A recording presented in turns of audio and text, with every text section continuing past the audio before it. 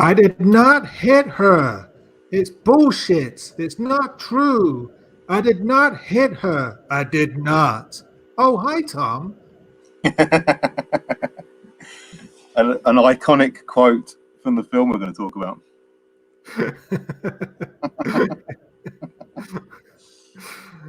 What film are we talking about?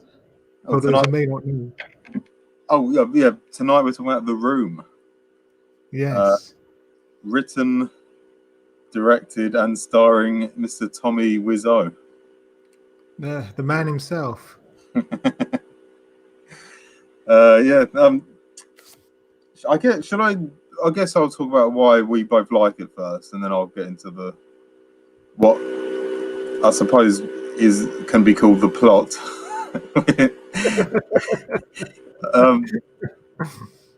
This is I mean, it's very famous. Most people watching this probably know about it anyway, but for those that don't, it's one of those films that's so bad it's good. Yeah. It's so perfectly terrible that it's unintentionally hilarious.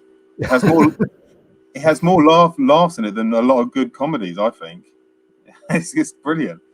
And yeah, so it stars Tommy Wiseau. He plays a bloke called Johnny. He lives with his girlfriend Lisa in an apartment in San Francisco. Oh yeah, it was made in like 2003, wasn't it? Yeah. So it's Yeah. Set in 2000. It looks like it was filmed in 1983 in some parts. Exactly. And the general sort of like vibe you get about Johnny is that he's just a wonderful bloke. You know, he's very kind. Yeah. And in the opening scene, he comes home from work and he's bought Lisa a beautiful dress, which she changes into. And then Denny, this is so good. It's so bizarre. There's this kid. It's not really clear. It's never really explained. It's so hard to talk about the plot of this film because it doesn't make sense.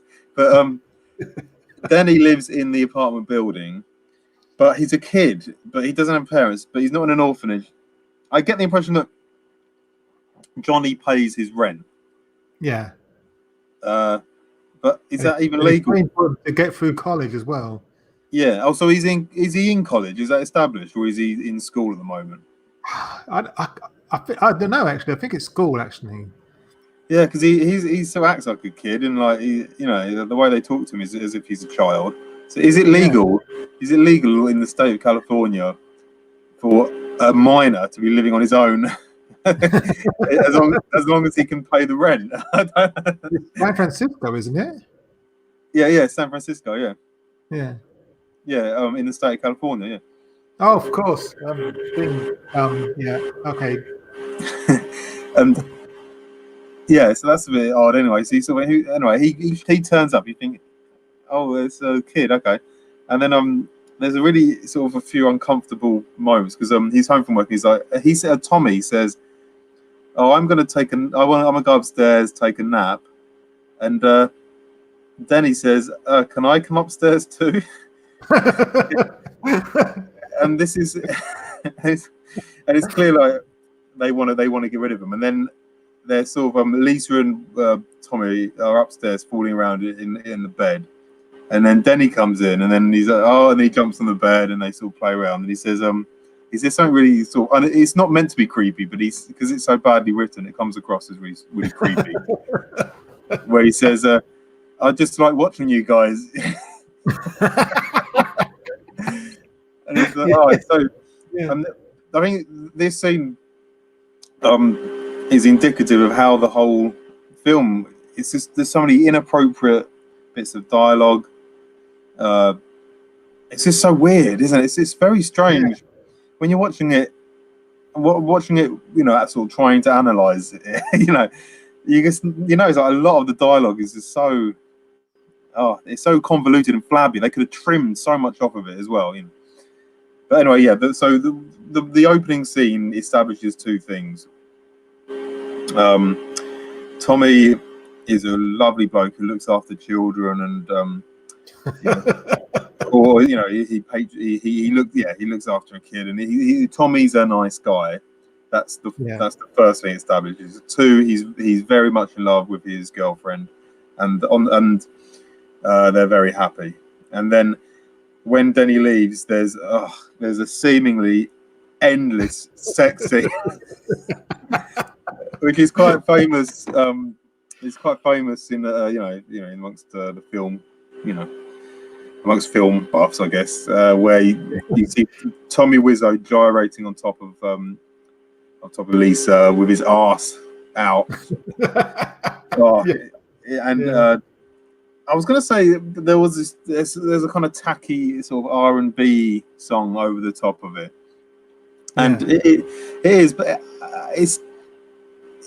I actually put it on YouTube because I wanted to see if it was written, but I think it was made specifically for the film. And as a piece of music, it's not that bad a song, really.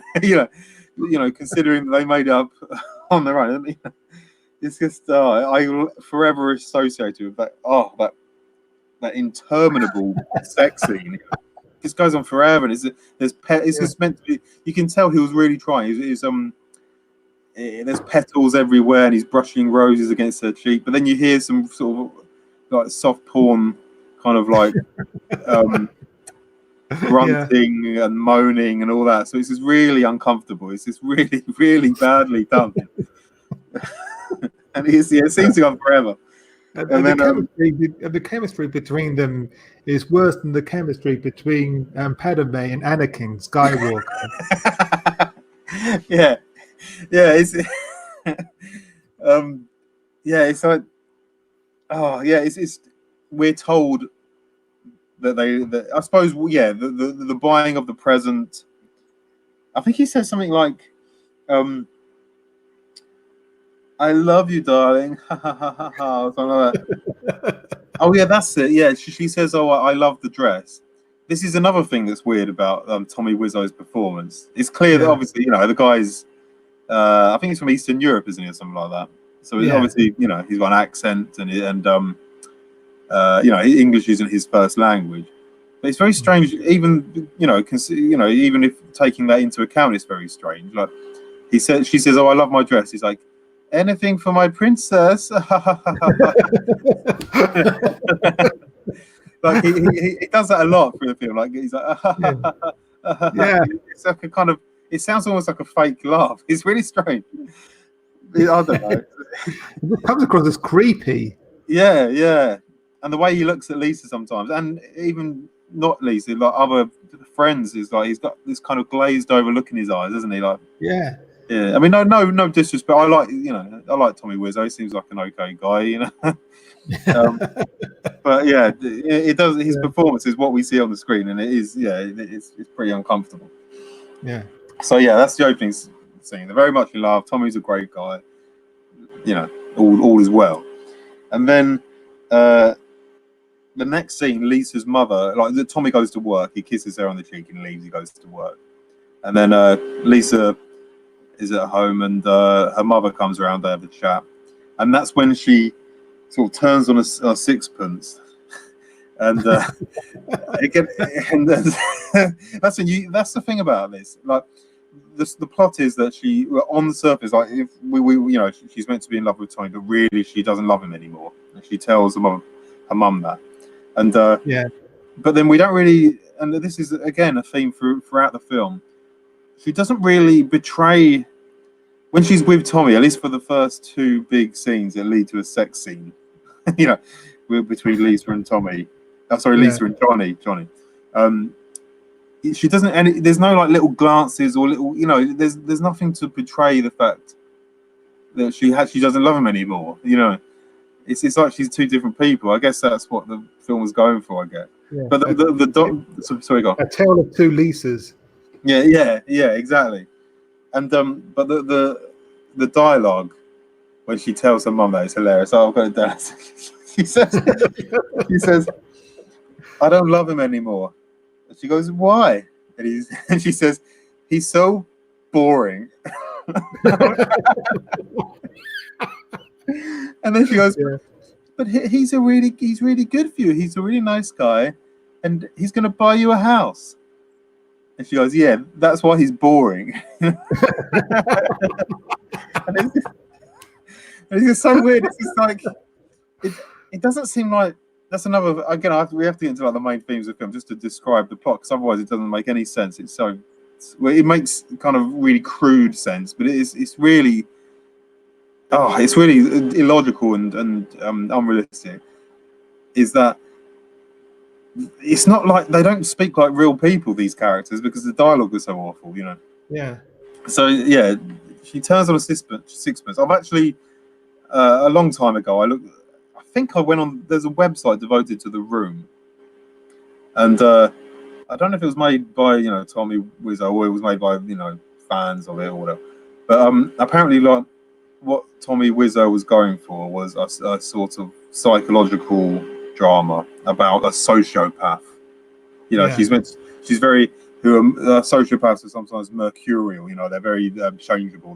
They do think one thing and then they want another thing, and I guess that's what they were going for. But it doesn't really come across that. It just comes across as comical, doesn't it?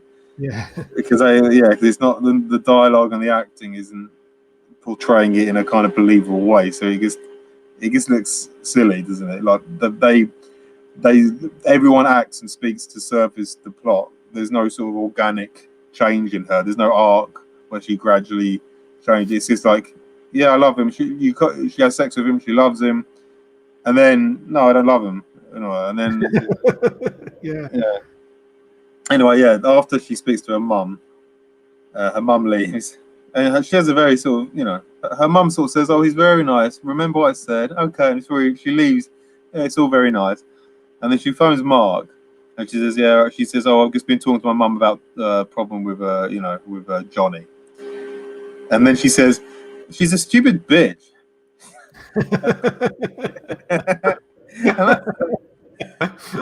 I guess.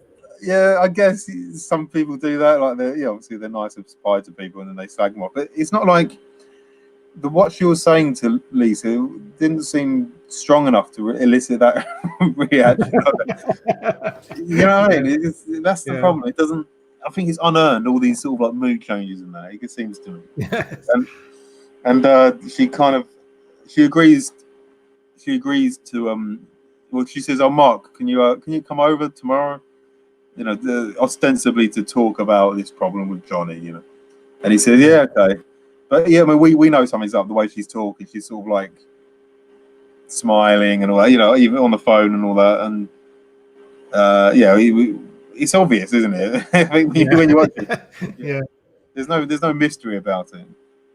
So No. it's like, can you come around and see me? Yeah, okay. Tomorrow, how about noon? Then the next scene, it's noon tomorrow, and he comes around. There's no other scene, depicting something else or what's going on with Tommy. It's just like, come around tomorrow. Oh, hello, Mark. Come in. He could have. I guess he could have just called round to see if Johnny was there, and then the phone scene was completely redundant. They could have just got rid of that whole scene. Yes. He could have just come round. Yeah. But yeah, anyway, Mark comes in, and she greets him with the phrase, with the sentence, "I like you very much, lover boy," which is very stupid. And then she sort of like comes on to him. He's like, "What's going on?" He's kind of reluctant at first. He says, Johnny's my best friend, and then he has sex with her, and this is the second seemingly endless sex scene with tacky R&B music over the top. And then again you hear that this new actor going, grunting and moaning, and her, it's just so uncomfortable. It's so badly judged. And then it goes on for ages and ages, and then he's then immediately after they've sort of had sex, he says, "Why did you do this to me?" Yes. Yeah. It's the way he says it's comical. We sort of meant, I get what he means. It's like, why did you seduce me or something and all that? But he could have said no, you know. Yeah. Then, God, it's hard work describing this.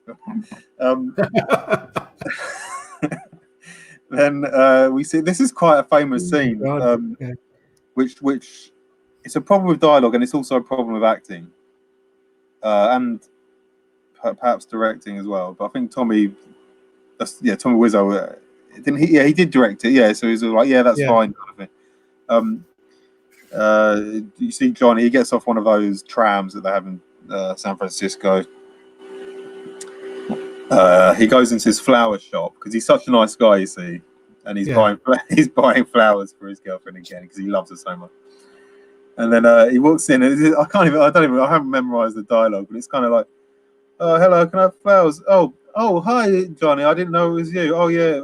How much is it? $14. There you go. Thank you. Bye. Cute. And he sort of strokes the doggy, cute dog, and she goes, "You're my favorite customer." And it's just so rushed and forced. It's so weird. It's like I was thinking the way people act for the most part in this film. It reminds me of. Have you seen Galaxy Quest? Yes. The aliens in that they're just blobs, and they have a kind of device which makes them appear human to humans, to put them at ease, kind of thing. Yeah. And but they look like they're uncomfortable in their own skins, and they don't speak properly, and they put the wrong emphasis on the wrong syllables when they're speaking, and all this. Like, hello, Captain. How are you? It's really odd. It's like pod people, and that's how some of the characters in this seem like in a lot of the scenes. It's like. Yeah, it's like they're not real people, but interacting in a human way. So I'm like, oh god, it's like a school play. It's probably worse than some of the acting I've seen in a school play, I think. But yeah, that scene is just so. Again, I guess it's meant to establish that everyone loves Johnny. You're my favorite customer, and he's nice to dogs, and he's buying flowers. He could have just shown up again with flowers again, but I don't know. You've got to make it interesting. You can't have just people walking into the room all the time, I guess. So I guess that is a consideration. You want different locations and stuff. But yeah, it's pretty pointless, that scene. Anyway, he comes home. Oh, yeah, I didn't mention. He says, I'm going to get a promotion at work soon. I think he said that to Lisa in the opening scene. Yeah. And then he comes home and he's a bit down because he didn't get the promotion. And right. And then she sort of says, "What you need is a drink." And then he says, "Oh, Lisa, I don't drink." And then she goes, "Oh, if you love me, you'll drink," or something really manipulative. And then she pours this bizarre-looking cocktail from what it looks like. It looks like vodka mixed with whiskey, which is really because it's weird because she pours. Isn't it like? I think I'm remembering this right. The clear liquid. She puts an equal part of this clear liquid into the glass. Yeah. And then she pours an equal amount of whiskey on top. Yes. If whiskey is the mixer, you usually put the mixer in first. The spirit in first, and then you put the mixer on top. It's bizarre, anyway. Even if what kind of clear liquid is it?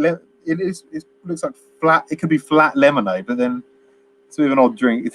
It's not fizzy. Tonic. Sorry? It could be tonic, I suppose.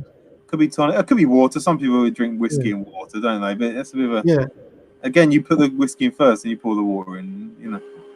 Anyway, it looks like vodka mixed with whiskey to me. Yeah. And then they drink, and then there's another great line. "I'm tired. I'm wasted.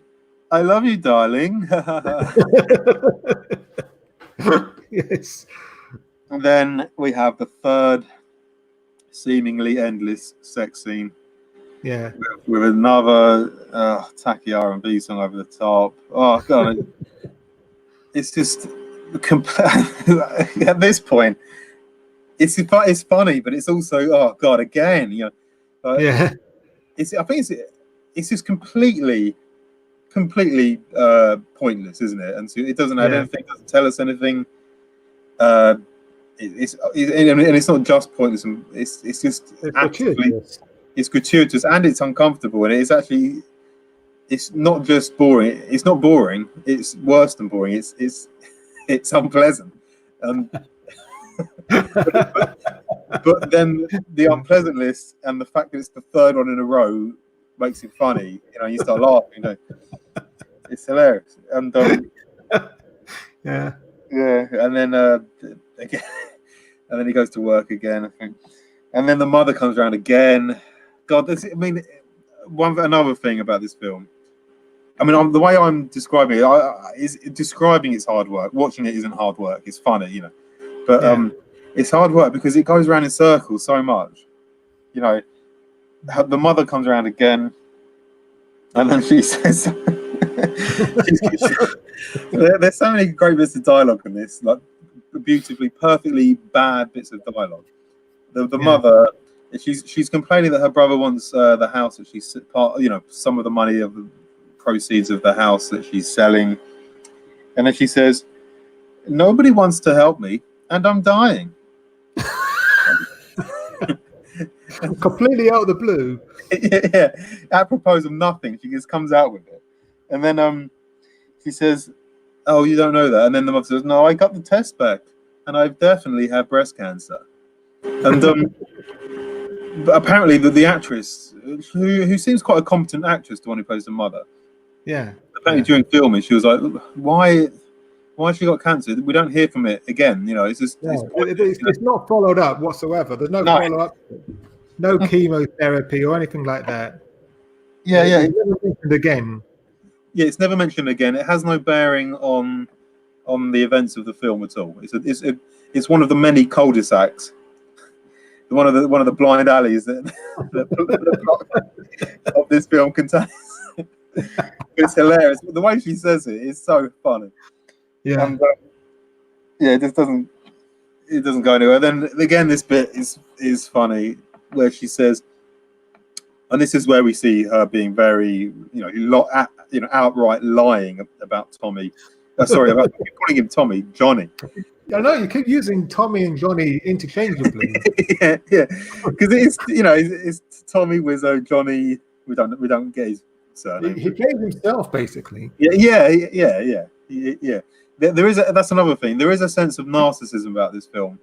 Yes. Johnny's a great guy, and and he's me kind of thing. I think he's trying to say that he's a great guy. I don't know. Yeah. That's the vibe you get a bit. Written by, produced by, directed by. Yeah, it's a vanity project, Yes. And she says, "Oh yeah, he got drunk last night, and then he hit me." And I mean, the thing is, obviously the subject matter isn't funny, but the way she says it is hilarious. It's just so, and it's out of the blue, and it's just so stupid. That's another thing. There's no. Oh no, that's not fair. I was about to say there's no foreshadowing to any of the sort of big events. There's no foreshadowing to the "I don't love him anymore." There's no foreshadowing really to the "he hit me" or "he got drunk." I know she sort of manipulates him into drinking, so there's a kind of foreshadowing. Oh, maybe that'll lead to something. Yeah, a tiny bit, but it's not really. That still comes as a shock that she says it. Later on in the film, there's a bit more of a foreshadowing to do with the affair, but we'll get on to that. So yeah, she tells her mother that Johnny hit her, and then more pointless dialogue, and then we move on. Oh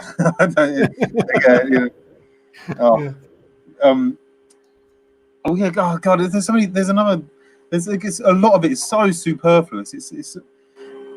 It's kind of like I could sum up the plot in 2 minutes. I reckon the whole plot could have been wrapped up on film in half an hour, couldn't it? Really? Yeah. There's so many bits that are completely pointless. There's another pointless scene. The next scene is there's a couple who we haven't seen before. They're making out in Johnny. Tommy's a part. If I say Tommy, I won't correct myself. It's Tommy and Johnny. Yeah. In the apartment. For some reason, they have to go to Johnny's apartment to make out. Johnny and They got their own key. yeah, they've got their own key. Yeah, they let themselves in. They started getting out, and she sort of, she takes his shirt off and that, and then she sort of like off camera sort of goes down on him, and then he puts on this ridiculous facial expression. It's that's Oh, that's worth the admission fee on its own. That is. He looks.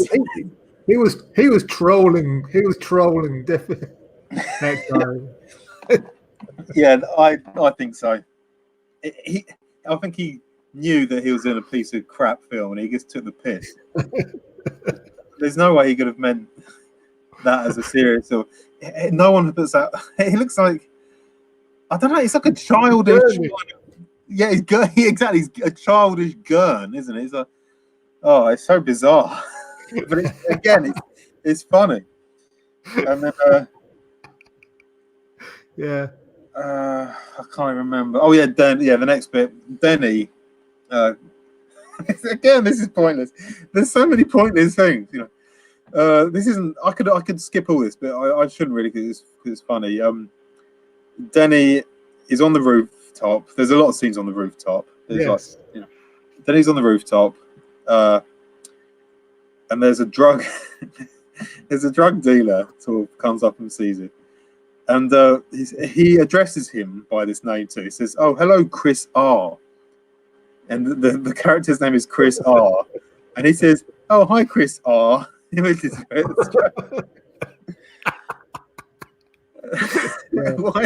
say that? And then he says, "Where's my money, Denny?" He's like, "Oh, I haven't got it. It'll be here in a few minutes." It's just such a stupid thing to say. And How is it going to be there in 5 minutes? He's got a courier. Oh, I guess perhaps there's someone he sold some weed to. We don't find out what drugs it was, do we? It's just drugs. Maybe he's got some customer meeting on the rooftop in 5 minutes, giving the money, which is a really ridiculous excuse. And then he's like, "Where's my money, Denny? Where's my money?" And then he loses it with Denny, and he gets out a gun and points at his head. And you think, what? How many? You know, what quantity of drugs did Denny buy of this guy? Yeah. You know, like is he moving kilos for him or something? Like, that escalated really quickly. Yeah, escalates from, "Where's my money? No, I don't have 5 minutes, Daddy." And then he's got a gun out pointing at his head. And then the drug dealer Chris R is apprehended by was it Mark and Johnny, I think. Yeah, that's and right. Then they take him away down the stairs. And then Lisa and Lisa's mother sort of confront Denny. Who was that guy? He's like, "I bought some drugs off him." He's like, "What?" And then they're sort of screaming at him. Why this is really dangerous. How could you do this? You know, buying drugs, blah, blah, blah. And then he says, "Calm down. He's going to jail." Oh yeah, that's it, is it? So, yes. Mark and Johnny have just sort of apprehended him. That's it. You know, turn him in. Well, is a Judge Dredd is waiting down the stairs to sort of the judge, the jury, and the executioner. yeah. The trial will be there on the spot, and he's going straight to jail. Yeah. And then they continue to berate him. This is another thing. The dialogue in this scene. Okay, he's taking drugs. Yeah, he's like, "What kind of money, Denny? What kind of drugs, Denny?" He's like, "It's okay. But again, it's the flabby dialogue where it's just like, "How could you? What kind of drugs, Denny? What's wrong with you? It's okay. And it just goes on and on in the same vein, doesn't it? It's like, and then she says, Lisa's mother says something to him. I can't remember what. Like, "How could you do this? You need to be spoken to like this," or something like that. And he says, "You're not my fucking mother." Which is it's weird because it's like, again, another theme of this is inconsistent characters. You know, Denny's all been sweetness and light, and then suddenly he's buying drugs and effing and blinding an old woman. Yes. And he's just like, well, that's out of none of that is foreshadowed either. So it's like a roller coaster. It's like, oh well, and then it's over, and then nothing again. No follow-up whatsoever. There's no follow-up. In the next scene, everyone's nice as pie. There's no enmity. No one mentions it again. Everyone, it's like Denny is as happy as Larry in the next scene, and that's it. Problem over. It's just like, what was the point? What was the purpose of that scene? Was it to show that Johnny is good at apprehending criminals? I can't think. Maybe Denny's a mixed up kid, I guess. Is that the point of that whole scene? Maybe. I don't. Maybe it's to further cement that Johnny is this wonderful guy, and he's such a great guy for taking such a mixed up kid under his wing. Yeah, that's it. But it's sort of like, okay, yeah, but I can see, but I don't know. You'd think, I mean, in a good film, a scene leads to another. The scenes sort of lead. They have consequences, and they influence the subsequent scenes, don't they? Yeah. And it's part of the character's arc. If things happen and the character changes, he gets a gun pulled on him. He has to reveal the fact that he's been doing drugs and selling drugs. He says as well, because he got behind with his bills or something. Even though I thought Johnny was paying, and then that's the kind of thing that in a normal film would affect him and cause some kind of character development. But no, it's like in the next scene, Denny's back to how he is in the opening scene. All sweetness and light. And for the rest of the for the rest of the film, up until the final scene, he's the same old Denny. So it doesn't really work. Yeah. It's another pointless scene. And then Lisa phones Mark. I want to see you again, and then I don't know. Yeah, I can't remember. No, I don't think. Lisa phones Mark, but then the next thing is the one that you quoted. I did not hit her. I did not. And then on the roof. Oh, hi, Mark. and then like he says all that to himself, and then he notices Mark is. It's on the rooftop, isn't it? And then oh, hi, Mark. Yeah. And then what happens? Oh yeah, that's it. He has this conversation, and Mark is obviously feeling guilty, so he doesn't confess or anything like that. But he says, "Do you think girls like to cheat like guys do?" And he says, "Why would you say that?"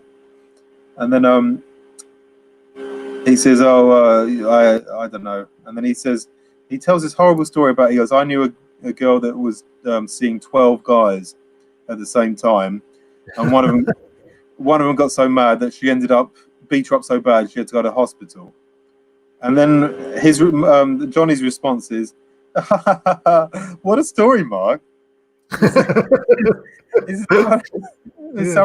so inappropriate to respond. But then But then this is the first indication we have that Johnny is aware that there's something wrong. We don't find out how he found out that Lisa told that lie. Presumably Lisa's mother mentioned it to him, because he doesn't say, does he? He's just like, no, I didn't hit her. I didn't. He just comes out of there. We missed that scene. Yeah. They could have put that scene instead of the stupid drug dealer scene. It would have made more sense. Yeah. And then oh yeah, God, and then they have a kind of like mini argument. Not an argument. They kind of he says, oh, well, maybe I've got a woman, but it's complicated. So Mark says that to Johnny, and Johnny's like, who is this woman? Talk to me. He's like, oh no, I don't want to talk about it. And he sort of like kind of walks off in a half kind of thing. And then and then another pointless bit. This is really weird, this bit. Denny comes. Most of the weird bits involve Denny. Denny comes onto the rooftop, and then he says, out of nowhere, he sort of confesses to being in love with Lisa. And he says, when I'm with her, I just want to kiss her and tell her I love her. And, Yeah. And then Johnny says, he says, "Oh, are you mad at me, Johnny?" He's like, "No, it's perfectly natural. And she loves you as a friend. It's perfectly normal to have these feelings and all that." And then straight away, Danny says, "Oh yeah, I think no." Johnny says, "What about Elizabeth, who we've never heard of before? No. First time mentioned." And then Danny goes, "Yeah, I love Elizabeth. I'm going to work on. I'm going to go to college. I'm going to get a good job. Then I'm going to marry her." So, Yeah. what? You just confessed to being in love with the bloke's girlfriend, being in love with Lisa, and he's like, "Oh no, but yeah, I love Elizabeth, and I'm going to marry her." It's like, what that is school play dialogue. That's like drama class, going to groups for 10 minutes and then present to the class kind of dialogue. That is awful. Yes. Yeah. It's sort of like it completely undermines the significance of the confession, because he's like, "Oh, I love her. Oh no, she loves you as a friend. Oh yeah, I love her instead." It's just like, Yeah. It completely nullifies the confession, and and again, another point of scene. It's ridiculous. The only possible reason I can think of for this scene is to establish that Lisa is irresistible. Yeah. And that even the boy, Denny loves her, Mark couldn't resist her, Johnny loves her. That's the only thing I can think of, because it's completely pointless. And I guess he wanted to establish that she's irresistible, so he uses Denny's confession, but then he didn't want that to have any bearing on the rest of the film, because it'll be complicated. Because it'll be complicated if Denny was in love with her as well, and Johnny knew about it. That would be weird. So it's that fire is put out before it spreads. And then the next scene,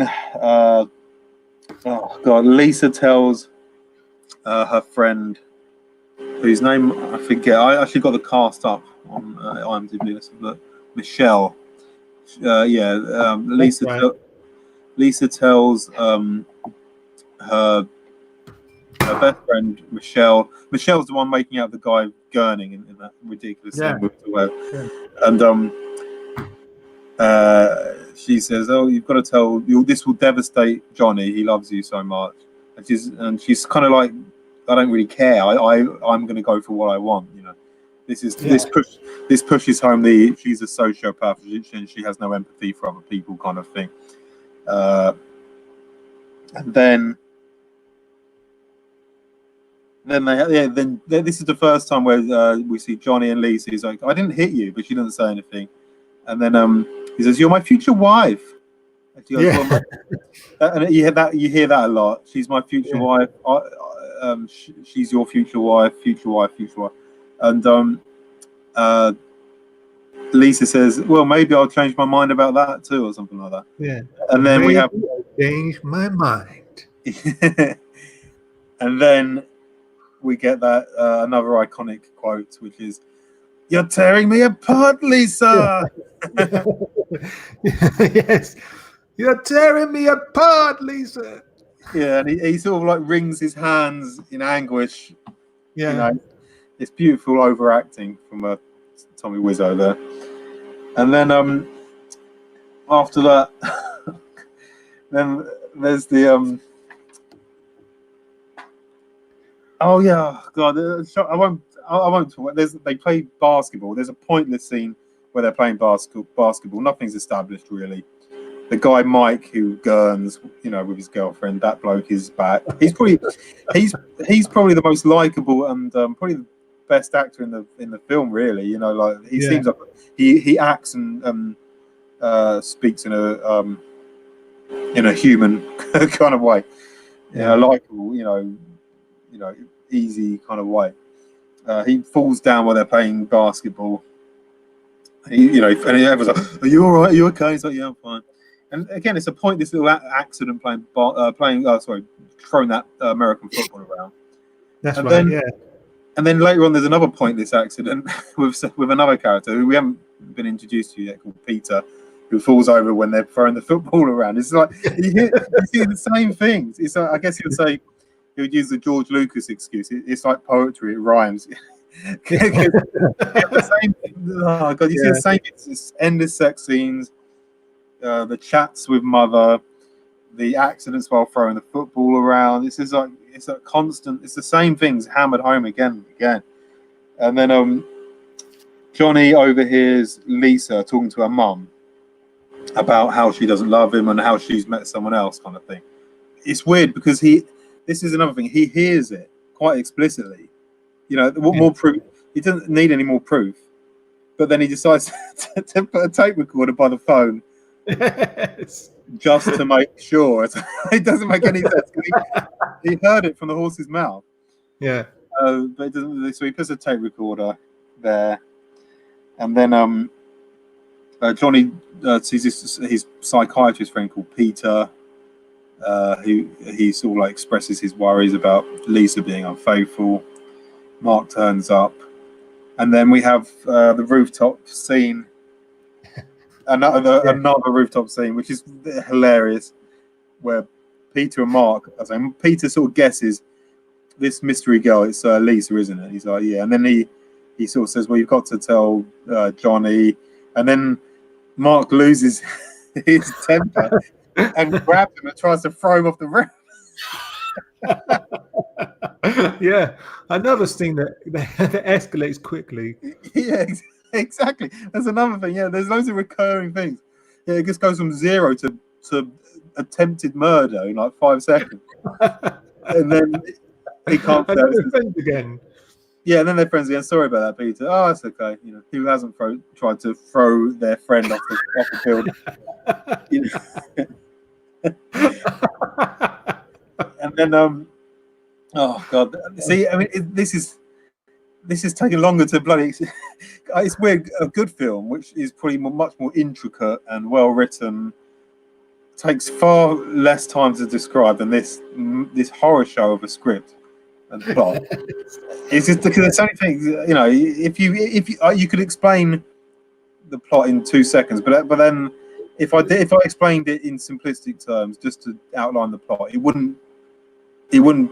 There'd be no point because it would just be describing a crap film. You have to. It's a clusterfuck of a movie. I'm sorry. It's a clusterfuck, isn't it? Yeah, and you have to do. Yeah, exactly. You have to accurately describe the clusterfuck in order to to hammer it high. So yeah, after that, there's the big.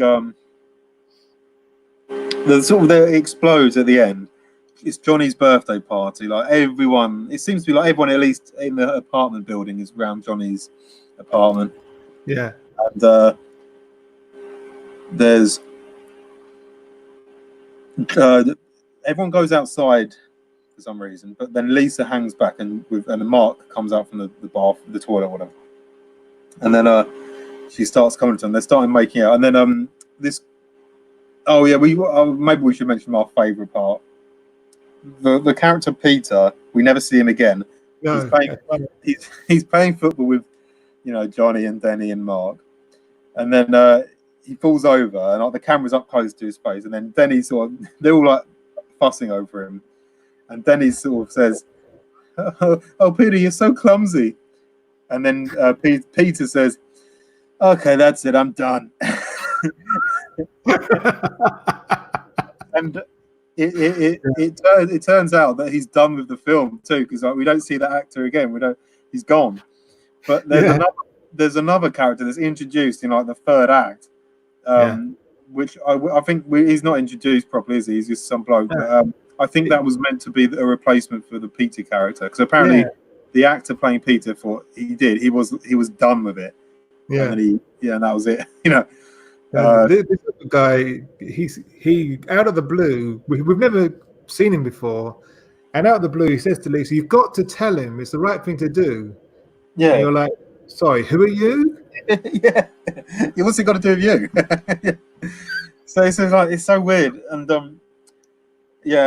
there's a confrontation. Like it's weird because Mark and Lisa are talking at the party. Everyone's back inside now, and she slaps him, and then there's a big kerfuffle. He's like, and then Johnny's like, "What's going on here?" And he's like, "It's okay." He goes, and then Mark says, "Oh, you really don't know, do you?" And he's like, "Well, maybe I know more than you think, Mark."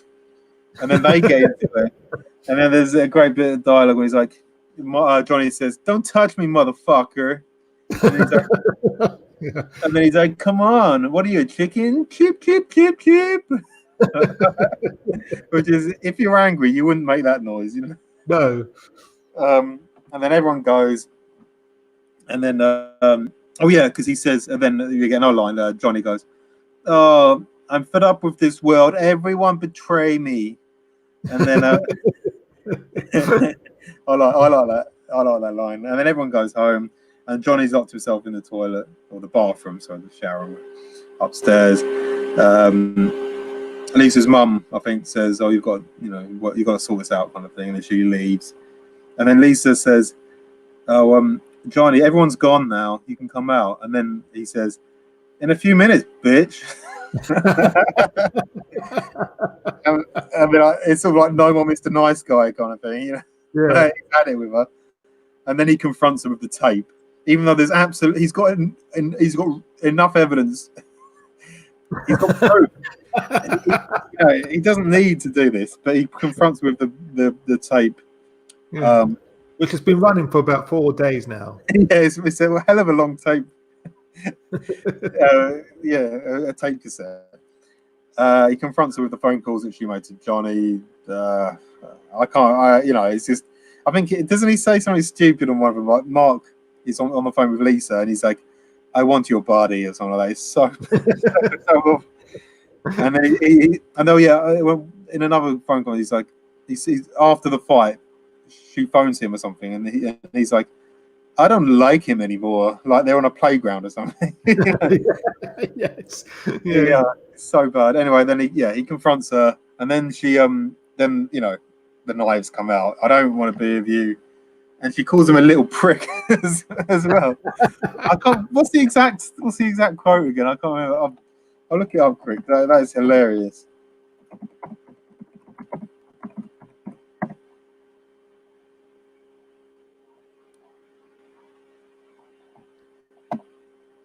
So bear with me. Nice dead air you're giving us there, Tom. I'll wait for this to load up. But yeah, they have a big Oh, here we go. She says to him, "You little prick, I put up with you for 7 years."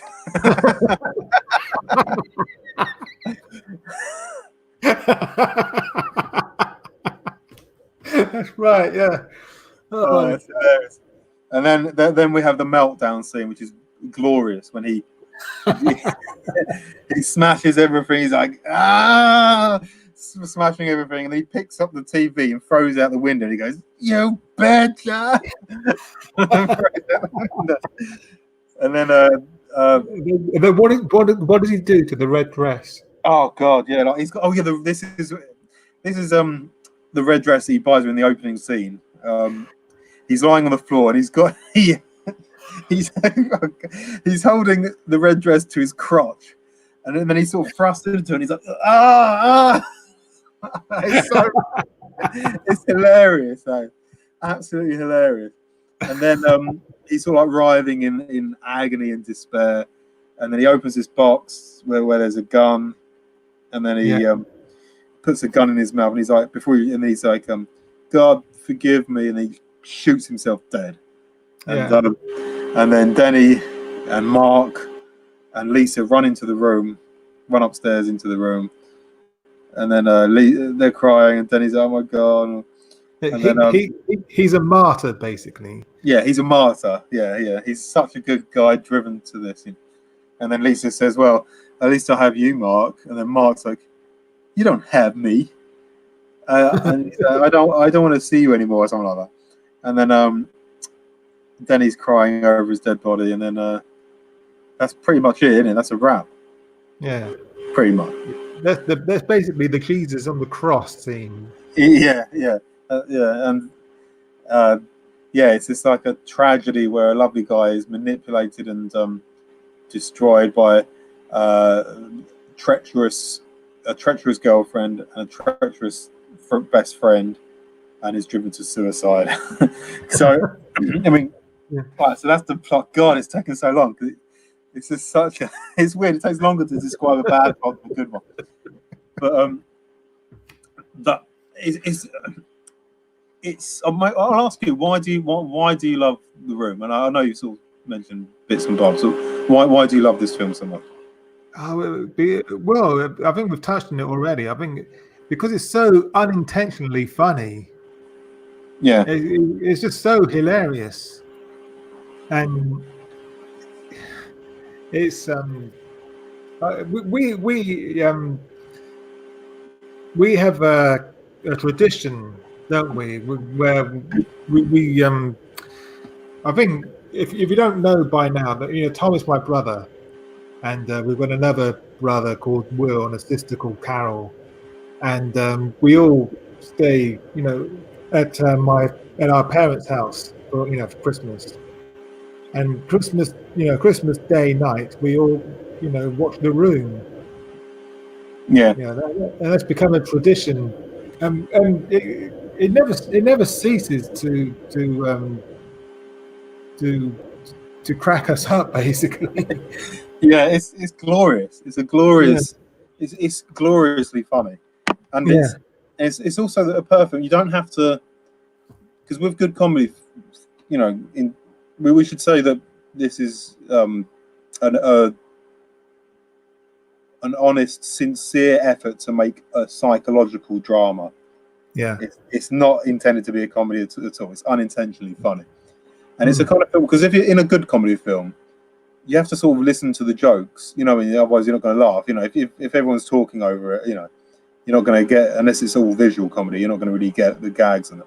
But with The Room, you can have a beer with your mates and just watch it, and then you don't need to. You can tune in and out of it because it's perfect. It's a great have a few beers with your mates kind of film.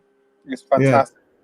You don't have to sit there in silence and listen to it, and it's just it's superb, isn't it? It's a sort of we do it every Christmas. Christmas evening we we watch The Room, and it's perfect when you've been having a few drinks. You don't want to on Christmas Eve. You don't really want to sit there in silence and absorb a film in silence, do you? You want to you want to talk about it, and there's so many talking points. There's so many wisecracks you can make about this film. So, it's hilarious. It's got more laughs in it than, like I said at the start, more laughs in it than a lot of good comedy films. Even. Yeah, exactly. It's so dire. It's funny. Yeah, and this is interesting. I think Tommy Wiseau has retroactively attempted to claim that it was all intentional. It was meant to be funny. My arse. He did. It's obviously it wouldn't have worked unless it was a truly. It requires a kind of perfect storm of sincerity, complete delusion and lack of self-awareness, and a bit of sort of narcissism thrown in, isn't it? A bit of vanity. It's a vanity project. So he really thought he was making a devastating psychological drama about a sociopath and how they ruin people's lives. Yeah, and it wouldn't have worked if it was in any way intentional. Because I think it's important to discern between, or just describe the difference between a good bad film and a bad film. Yeah, bad films are 10 a penny. Bad films are boring. That's the biggest crime that they commit. A bad film is boring, and you're like half hour into it, you think, oh, I can't stand. But a good. This is so perfectly bad. It's good. Yes. It's perfectly bad, and you can't try to be perfectly bad. If you try to, if someone tried to make a film like this so it would gain a cult following, I think they would fail. Yeah, I don't, yeah, exactly. yeah, I don't think so. It's just one of those perfect sort of happy accidents, and he's done well out of it. He's put him on the gravy train. Yeah, yeah. He does tours. Like I wanted to go and see this in London. He's coming. Well, he was meant to come to London, but obviously the coronavirus had other ideas. But Yeah. it's kind of a cool thing. Like he turns up and he signs autographs and poses for pictures and that, all for a price, of course. I think. Of course. But there used to be a thing. I think in America this started. People used to bring, American footballs and plastic spoons because that's another thing we haven't talked about. To talk about the spoons. There's in the background, on the walls of the Johnny's apartment. There's just framed pictures of spoons and forks and stuff. It's like, yeah, what the hell is that? And so yeah, people bring all these kind of weird things in and they'll throw them around the cinema when they're watching the room. And but it's banned now, isn't it? You're not allowed to bring any foreign objects into the cinema now, which is. But yeah, again, you don't want to get hit on the head with American football when you're watching the film, I guess. So. True. But it's just a brilliant film. It's a cult film, and it's a perfect example of how not to make a film as well. You see it's this terrible dialogue. The acting is bizarre. It's weird. It's weird about it. It's like I said, it looks like it was filmed in 1983 instead of 2003. That's bizarre. When I assumed it was a 90s film at least. Yeah. When I watched it, yeah, 2003. So it's looking at Tommy Wiseau's Twitter, he's got 285,000 followers. Really? Yeah. Actually, that doesn't surprise me one bit. Actually, I don't know why. I think I'll follow him. Actually, I didn't know he was on Twitter. Actually, oh yeah, maybe I'll give him a follow because he does these functions. He's quite clever business wise. So I think you can only buy it from his website. You can't buy it from Amazon. I don't think on DVD. That's right. Yeah. So that's quite. He had the money in the first place to make the film, didn't he? So he must know something about business. And what's the story behind him having, where we got the money from? No one knows. Have you seen? Oh yeah, I should say there's a film made about the making of The Room, starring the Franco brothers. James Franco and what's the younger Dave Franco. Obviously, James Franco plays Tommy Wiseau, and Dave Franco plays Greg Sesteros, who plays Mark in the film. And that's all. Have you seen that, The Disaster Artist? No, I still haven't seen it. It's pretty good. I was pleasantly surprised. I thought it's not. I mean, I was right in thinking that it was no way going to be funnier than the film itself, but it's still funny. Yeah, it's still good. It's entertaining enough, and they touch on that. Where the hell did this guy get his money from in the first place? Yeah. But no one knows. Who knows? He's managed to keep that quiet. Yeah, exactly. Yeah, but it's just I'd recommend it for. It's a party film, isn't it? Yeah, it's a good party film to watch. And when I first watched it, I couldn't believe it. I was gobsmacked, and I laughed more than I'd laughed for a while at a film. Yeah, me too. Yeah. I don't think any of the actors survived. Well, I mean, not survived, but they went on to have a good career. I was thinking the woman who plays Michelle looks familiar. Let's look her up.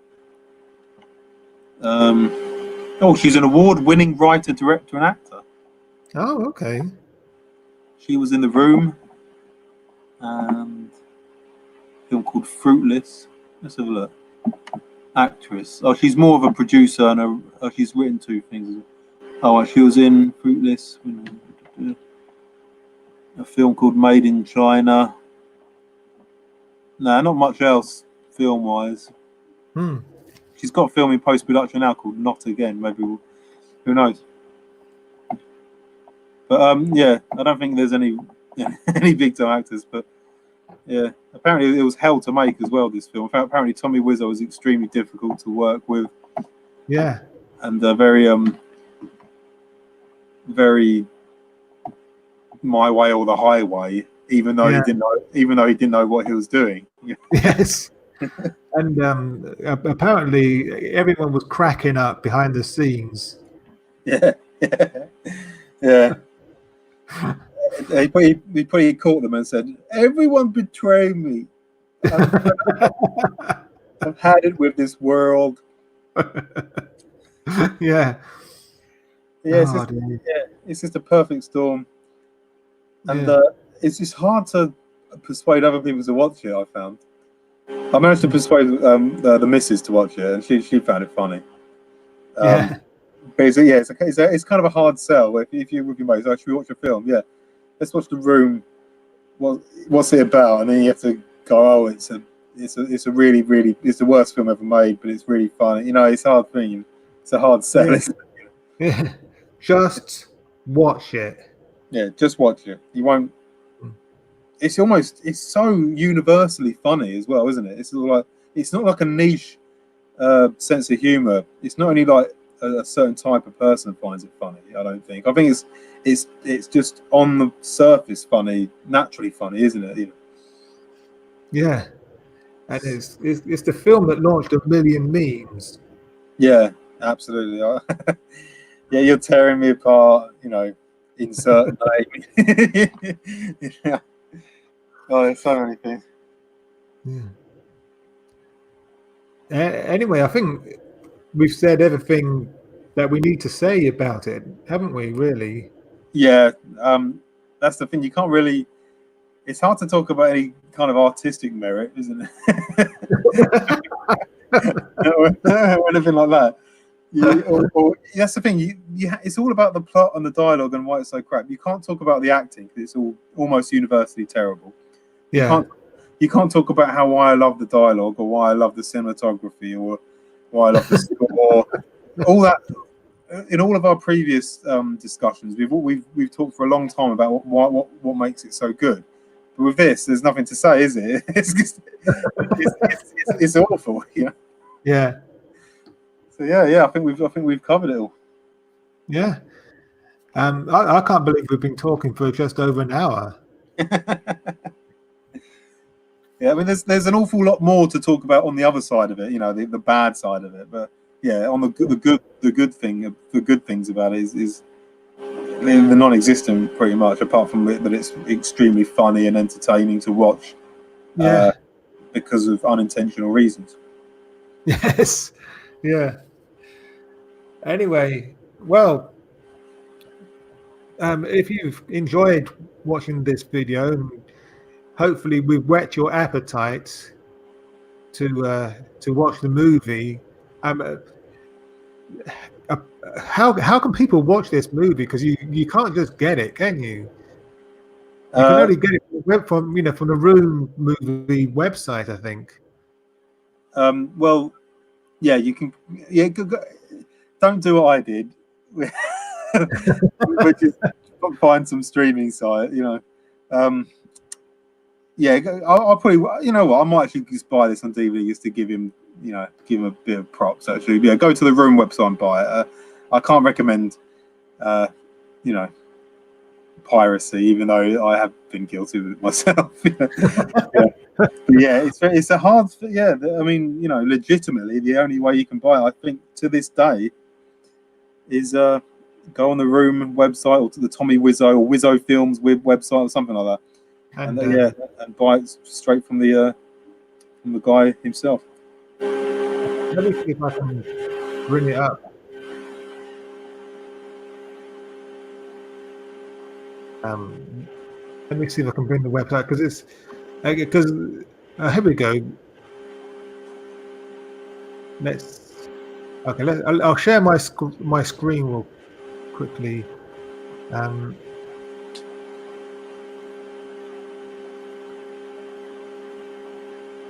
So yeah, I think.